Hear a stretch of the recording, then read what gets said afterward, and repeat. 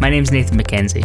I'm currently an associate lead environment artist at Playground Games, and in this tutorial we'll be creating a rocky mountain path texture inside Substance Designer. Throughout this tutorial we'll be covering creating rocks from simple cell noises, and then shaping those cells into rock shapes, creating subgraphs to keep your substance neat and tidy, layering elements so that they do not intersect, and creating a cool little shadowing effect for individual elements to give the illusion of depth. If you're interested in picking up the project files that go with this tutorial, then check them out in the link in the description below. They contain the substance file as well as the marmoset render file that I used to render it out. So let's get started.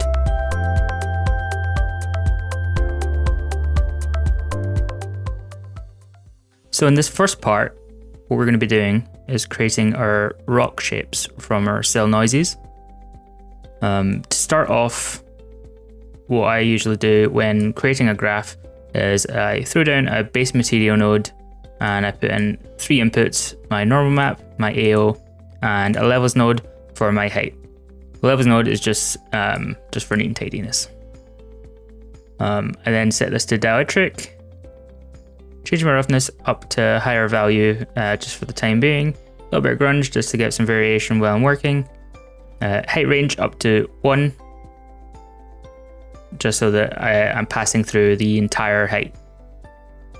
And then we can right click and drag that in to our scene. So that's what we're going to be working with for now. So let's start creating our rock shapes from our cell noises. So what we can do is if we just drop down a cells 4, we can start to see some cell shapes here. What we're going to do is we're going to change this over to image input, and then we can drop in an image. So we're going to just drop in a Perlin noise.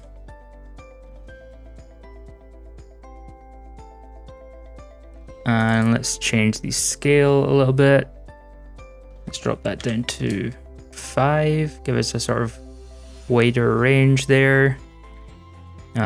And then let's put that in to our cells. So you can see that the cells now follows the shape of our underlying image here. It's kind of cool, which means you can kind of dictate where we want certain sizes of cells to go. Now, if we put an auto levels just in after this, see it changes it slightly. So if before we had the auto levels, if I just show you that, if we zoom in here, some of these values are kind of hitting the same thing, same value there.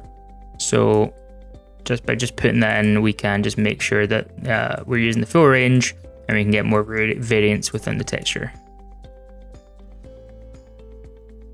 So let's mess around with the scale of our cells that we want. Maybe 20. And change the disorder a little bit. Let's see. Somewhere around there. Let's throw in an edge detect. And hopefully you can see we're kind of starting to get some sort of, stone/rock shapes going on here. And let's keep the edge width to 2 and the edge roundness to 4. Yeah, let's keep it at that for just now while we carry on. What this gives us is they're all kind of the same size, right? So let's try and add in some variation. So let's duplicate the cells 4 noise. Bring this up. Let's bump the scale up.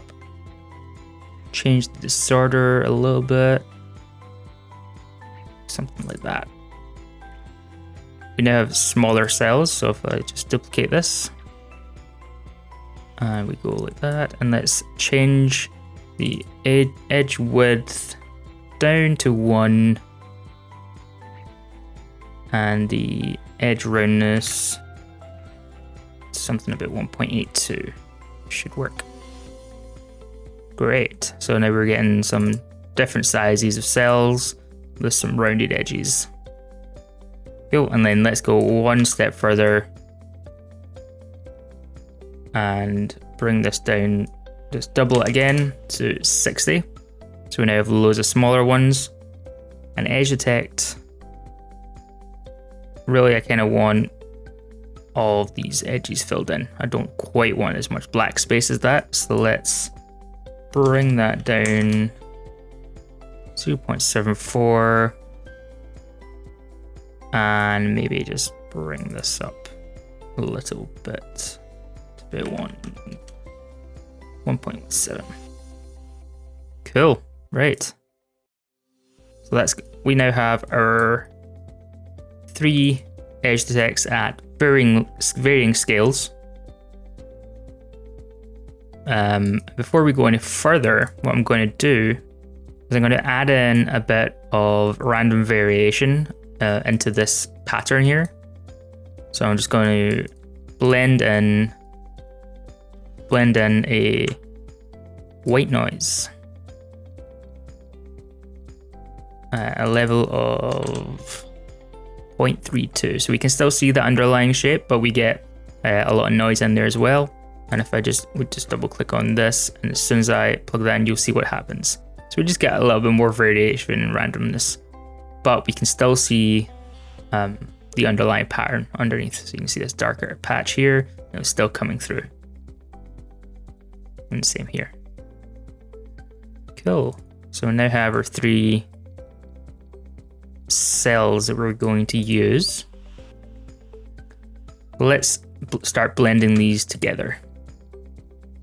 So let's put a blend node down, pull this one up to here, and throw in a histogram scan node, and we'll base it off of so we'll work from the bottom to the top. So we'll base it on the second from the top, plug that in there, and then pull the contrast all the way up, and let's put a value of 0.47 into that.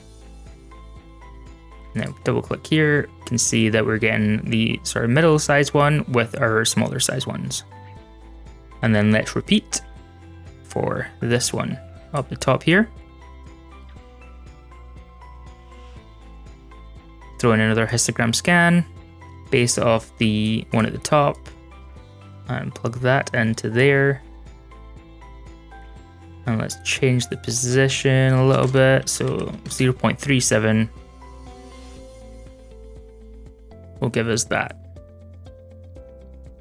Cool. So now what we can do is, obviously this doesn't look quite correct, so we need to kind of fix that. So let's use a distance node.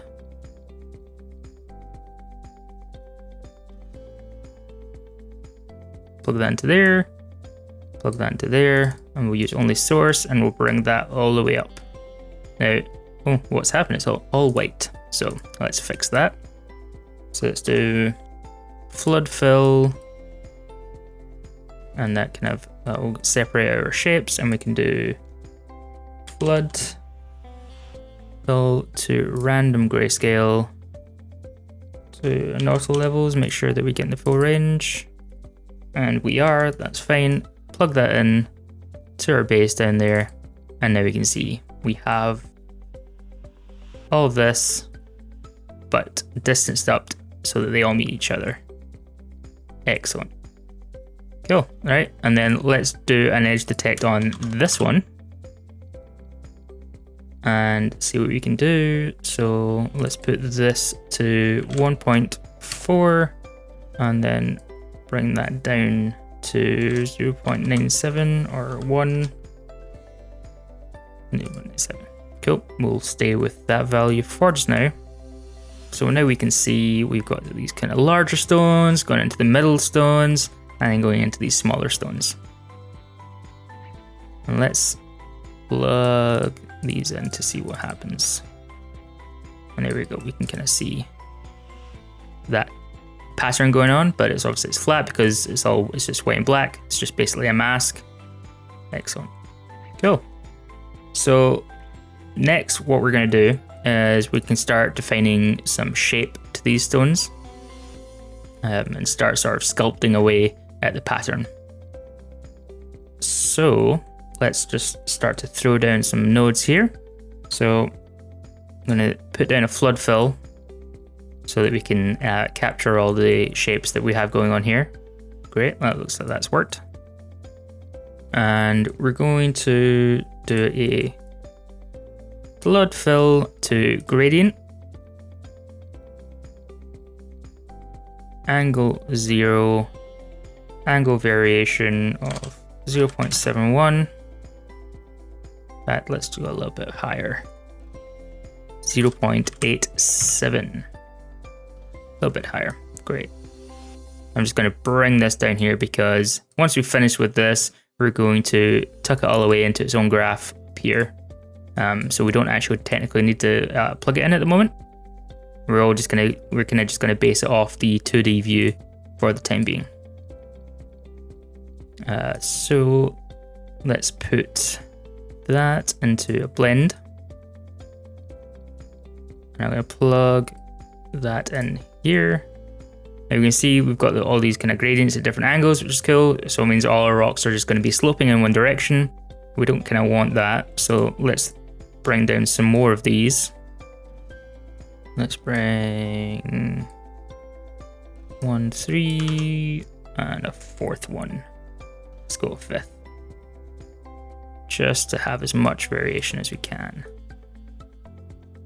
And let's tidy these up a little bit. So let's go through these and set these all up. So what we can do is we can just double click here and we can change the random seed, which will change all the angles, which is cool. I'm going to change this up just a little bit to give this one a little change of rotation.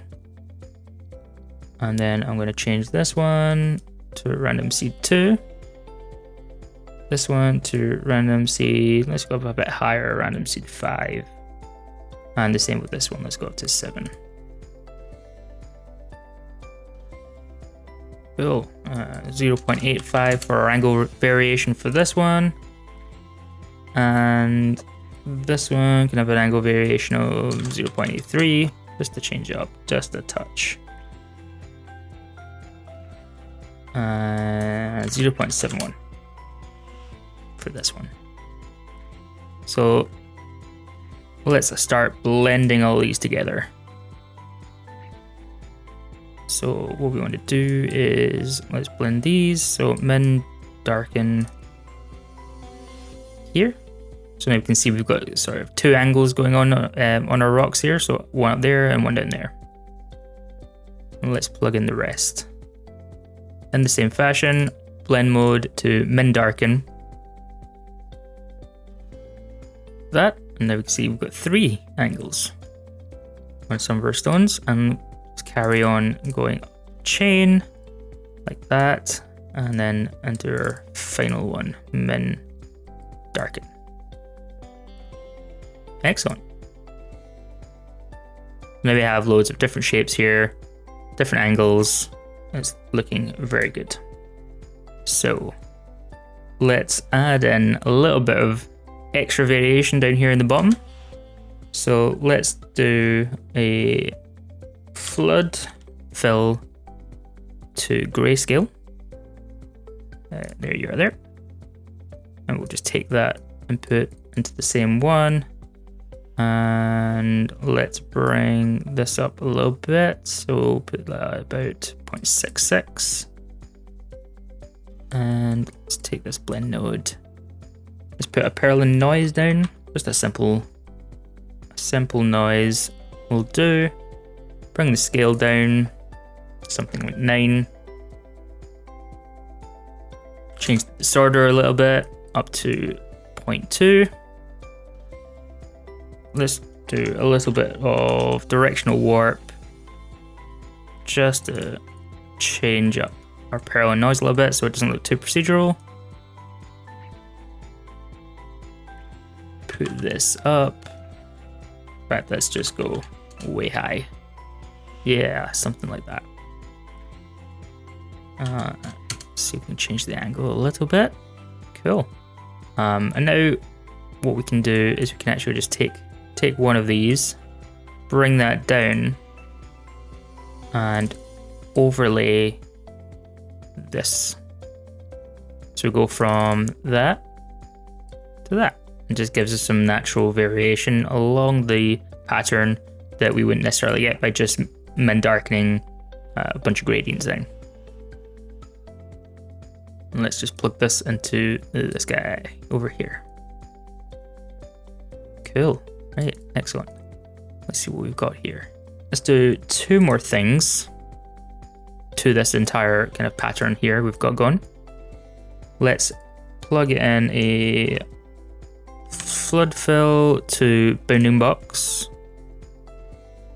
And you see here that it's a little bit dull, so let's bring in an auto levels to just bring the values back up. What this is going to do is just make our larger cells a brighter color and our smaller cells a darker color. And then we'll blend that down, or sorry, blend that on top of our existing graph here on a multiply. And now what will happen is all our small stones will be really small in height and our larger stones will retain their height. What we can do is let's just plug that in so we can see what's going on. Yay, that looks crazy. So let's go into our material, bring our scale down, and you can see what's happening here. Awesome, it's starting to look a little bit like rocks. So let's do another thing here. So let's do a flood fill to a grayscale. Oh, flood fill to grayscale. Plug that up there. Let's do a random of 0.73. Because we've got a random grayscale down here, let's change the random seed a little bit. 2 should do. And let's bring the luminance adjustment up a little bit, something like that. And then we can blend this down on top of this one as a min darken as well. And what that's going to do is that's just going to sort of cap off some of our stones, some of the higher value stones. So look at this stone here, go back, and it just kind of chops that off and sort of flattens that stone down. And you can change that how many stones that happens to by changing your luminance adjustment value. So you can see all of them start to get chopped off and flattened. So let's actually just put that down a little bit more, something like that. Great. Cool. Let's connect that up.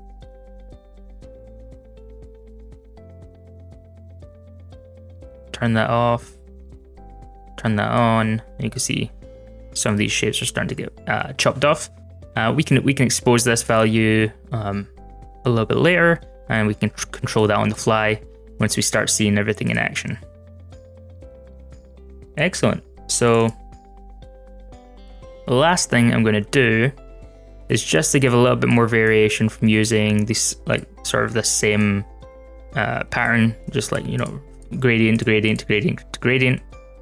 On these last 2, I'm going to put down a gradient map, change this to grayscale, plug that in, and then I'm going to just edit this gradient.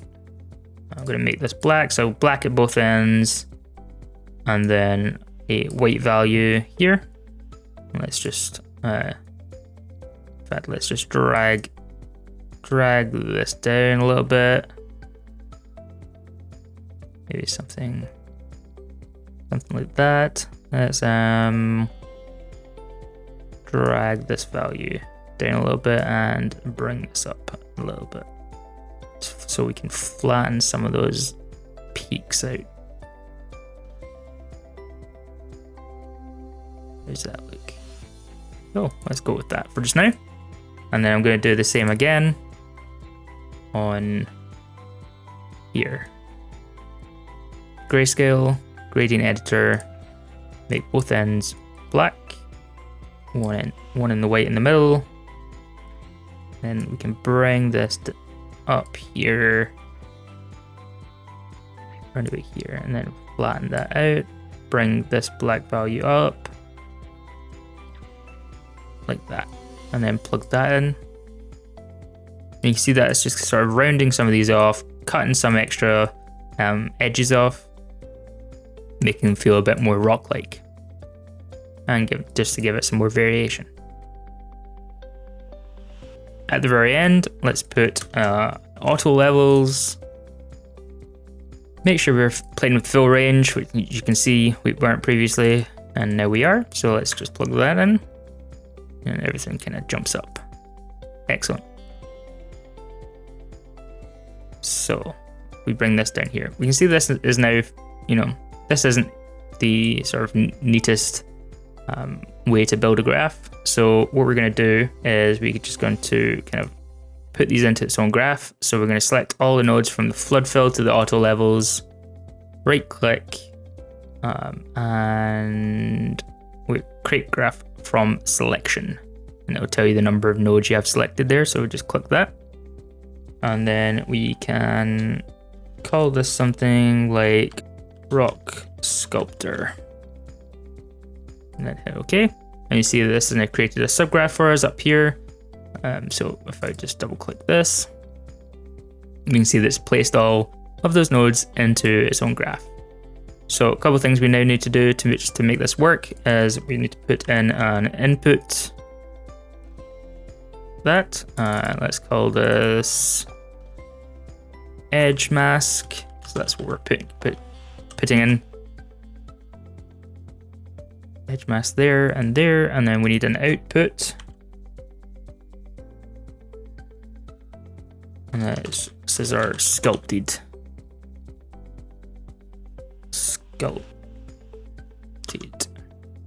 rocks. Excellent.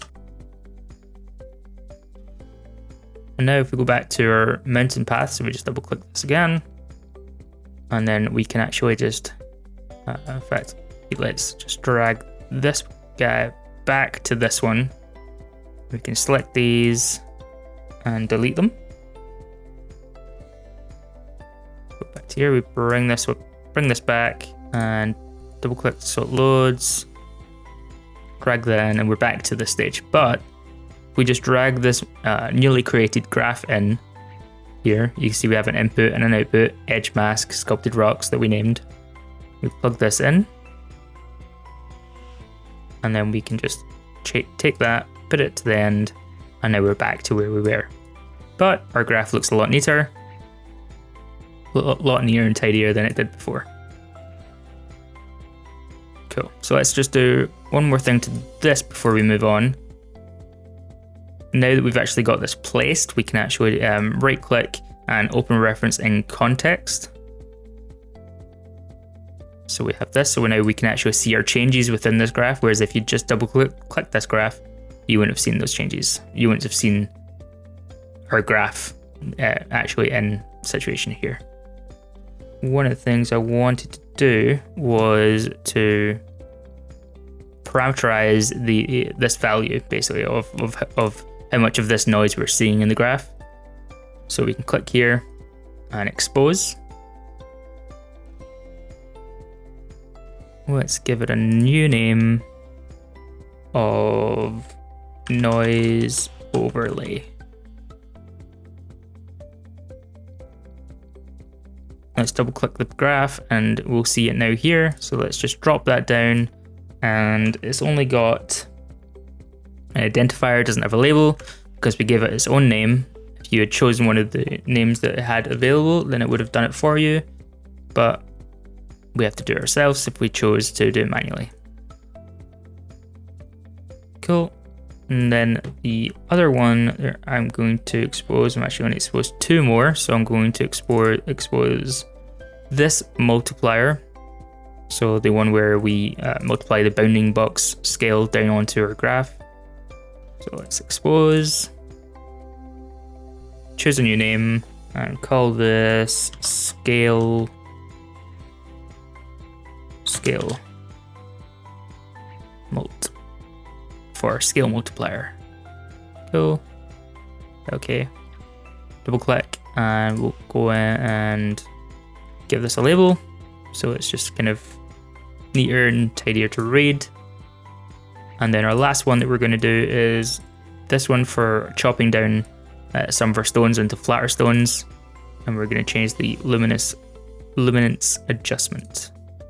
Expose, new. You can actually just use that luminance adjustment that was already there. It's fine. Luminance adjustment, and you can see that that's given its label already because we chose from one of the pre-made names. Excellent. So it's because we opened it in context, we can actually just jump back to our graph right there, and we can see if we double click our rock sculptor, we now have these available to us that we created. So we can start to kind of mess around with these a little bit. And I'm actually going to take our noise overlay just down, so it's just a little bit of a overlay on top, and change our scale multiplier to 0.9 and our luminance adjustment value to 0.16. So we chop off some of those rocks there. Excellent. And let's just bring our scale down a little bit with that. Excellent. So we're starting to see some rock shapes now, which is awesome. Let's move on to the next stage of the rock sculpting sort of stage. And we can just put a blend node here. We're going to change this to min darken. And bring this down, move this up to here. And then I'm going to bring this down because I'm going to have another small network up here. Say network, it's only 3 nodes. But blend, and I just want to control some of that chopping off factor that I was talking that this handles a little bit of, but I want to have a little bit more control of that. So I'm going to do this blend here, but I'm actually going to plug that into the opacity, not the background or foreground, and I'm going to drop down 2 uniform colors of grayscale values. I'm going to use a 107 and a 143. Plug these into the top 2. And now we have this sort of really kind of light, controllable grayscale variation. So let's hit D to dock them to make everything a bit neater and tidier. And then I'm going to plug this in to here at min darken level of 1. And you can see that I just kind of chopped everything down. So if I move back here, you can see the difference there that that's making. And if you just want to chop off more, chop off less, then we can just change these 2 values and change this variation up. So let's move on to the last couple of nodes for this part. So what we're going to do is still looks a little bit procedural, right? So let's just vary this up a little bit with its placement. So let's do a multi-directional warp. This is one of my favorite nodes in Substance Designer, a multi-directional warp. And let's put down, let's do a Gaussian noise. Plug that in. Let's change the scale of this to 13 and disorder of 0.3. And then let's change the intensity of this to 12.8. We can put this up to chain instead of average, and you can see the change that just made there. And let's put it to 2 directions instead of 4. So if I just kind of zoom in here and then double click here, you can see that it just kind of pushes and pulls a little bit to kind of just pull away from that procedural look. And let's change the warp angle a little bit here. So that's -20, and let's bring it down that direction. Excellent. So let's plug that in there. You see it just kind of just pull these a little bit together here, pull these a little bit together. Really nice. So now we're going to add some noise and surface noise to our rocks to make them look a little bit more rock-like and less polygonal like they do now. So let's just pull this out and let's start plugging some stuff in. So we're going to use a non-uniform blur grayscale to get rid of the sharper edges. Let's plug both into that and you can see what that's going to do. So it's just starting to round off and blur a lot of our shapes there. I'm going to have 2 of these, so I'm going to duplicate that. I'm going to have 2 just for a bit of variation. Let's put this to a value of 4. The angle can be 0. Pull the samples up and leave the blades to where they are. Let's pull the asymmetry up a little bit, see what that does. That just kind of pulls them off to one direction, which is kind of cool. And then we can put the anisotropy up to 0.55, and then it just kind of smears them out a little bit. And we just look back and forth. You can see what that's doing there. So let's just plug that in. You see it's just starting to round off some of those rocks. Now, this non-uniform blur, we're going to use a smaller value. So let's plug in a value of 0.5, so a much smaller value, just so we can try and keep some of that sharpness on some of our stones here. Let's put the same values for all the way up here, apart from our intensity.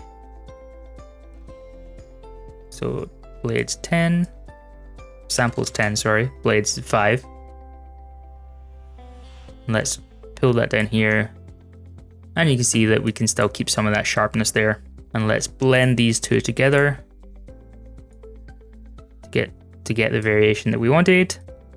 And we can put down Gaussian noise and plug that in to give our variation. Bring the scale up because it's a little bit large. So we can do 13 and a disorder of 0.53. If I just plug this in, you can see that we have some sharper rocks and some softer rocks. We can still see we've still got a little bit of the sort of polygonal look. So we're going to take care of that in a moment. So to kind of start to take care of that, let's put in a slope blur with a Perlin noise as its slope. Let's take this down to a value of 27. Let's give it a little bit of disorder. Let's say 0.2. And let's bring our samples up, and our intensity can be 0.08, so really low. And let's change it to min, so that it kind of just eats into itself a little bit. So you can see the difference there.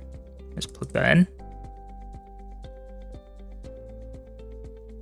So just a little bit of subtle variation there that adds. Let's move this out of the way. Add in a clouds 2. Like that. And leave these values as they are. Let's plug in another multi-directional warp grayscale. And we'll plug it into itself. And let's change the intensity down to 7.5. Angle of -120. Put this to chain. And directions 4.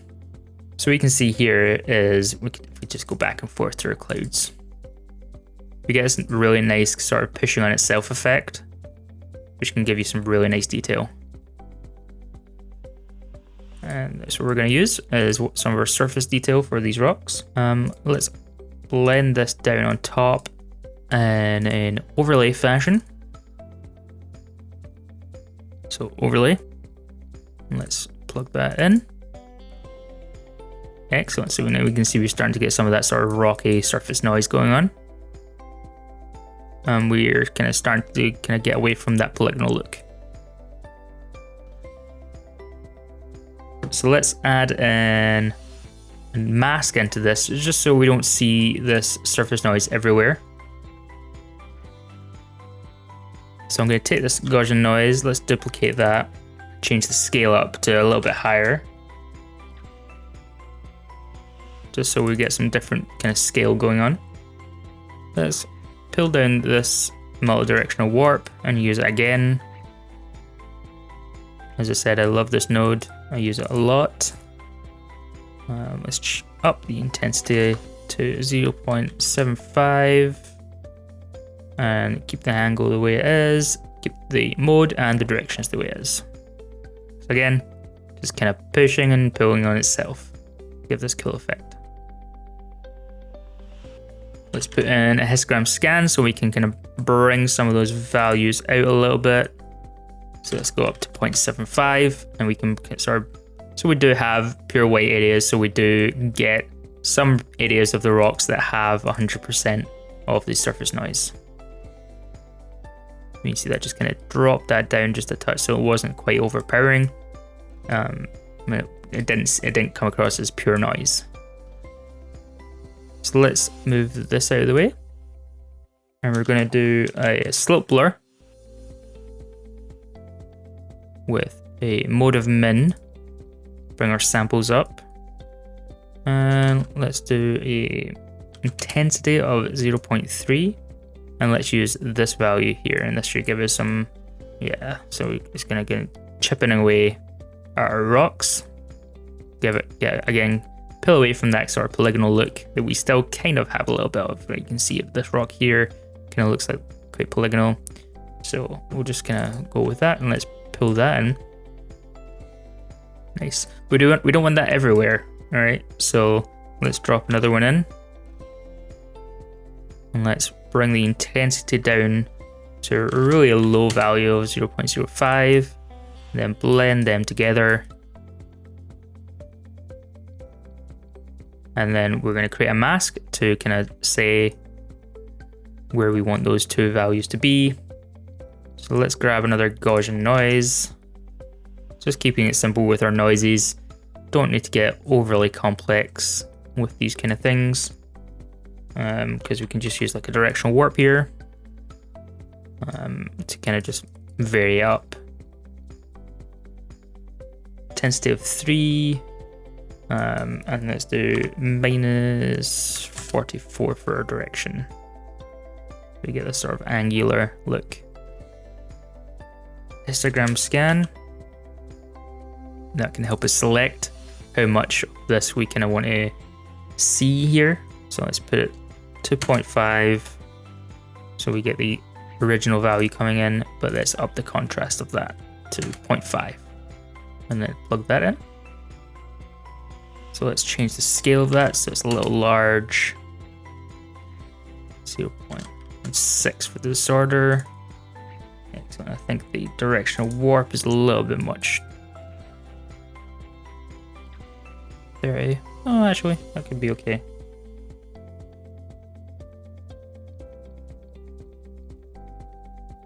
Yeah, now we can see the variation there. So if we just go back one stage and then go back, you see, just add some of that sort of natural kind of rock variation there. Just kind of go.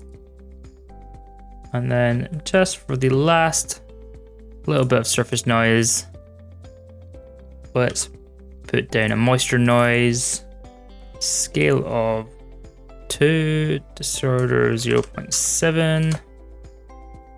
Just give it a little bit of radiation. Keep everything the same. And again, let's pull multi-directional warp on itself. Give these kind of pocket looks, pocket areas here. And let's blend that down as an overlay. See, it goes pretty crazy. So let's do a histogram select. So we only want this to appear at certain angles and certain points of our rock. So let's do 0.34 with a range of 0.67. So we can see that we're not getting that on the tops of our rock, but we're going to get it on more of the edges, and we're just going to up the range so we get it a little bit on the tops of the rock, so we can see what that does. And that just brings those center pieces down a little bit. And then what we can do is we can just bring this value to kind of choose how much we want of it. Let's go really low, like 0.14, just so we can get a little bit of that. Excellent. So these rocks now look a lot more natural than they did before. So we can just, what we can do is like just before, at the start of our noise. So where were we? We were here, right? Here. So we can just kind of pull that back, and you can see what's happened here. We go for this like sort of geometric shapes to this more natural looking rock shape. Excellent. So what we're going to do is we're just going to do the exact same thing as we did with the rock sculptor node, and we're just going to collapse that down into its own subgraph. So if we just select all our nodes, right click and create graph from selection, and then we can change that to rock noise. Okay, and that goes up here. So if we double click this, we need to put again our inputs in, and this input goes into all of these inputs here. And let's put this as rocks, and an output of rocks is fine. Rocks. And then an output. Again, we can just reuse that. You can feel free to change that input and output name as you wish. We go back to our mountain path texture, or mountain path graph, should I say. Make sure that we've loaded all the way up to the end, bring that in, and then we can bring our rock noise, plug in our rocks from the previous area, and double click, and we can see that that's going to give us the exact same as our output. So let's just drag this up to this area here, bring this down, and I can delete that. And again, what we can do with the same thing we did with the rock sculptor node is set some parameters if you want to. I'm not going to do that for just now. I'm just going to leave everything at the sort of values that I placed them at, but feel free to go ahead and change any of those parameters as you wish. Thank you very much for watching this tutorial. You can watch the next part by clicking the screen or the link in the description. If you would like to get your hands on these source files for this tutorial, then they can be found at the link in the description below as well.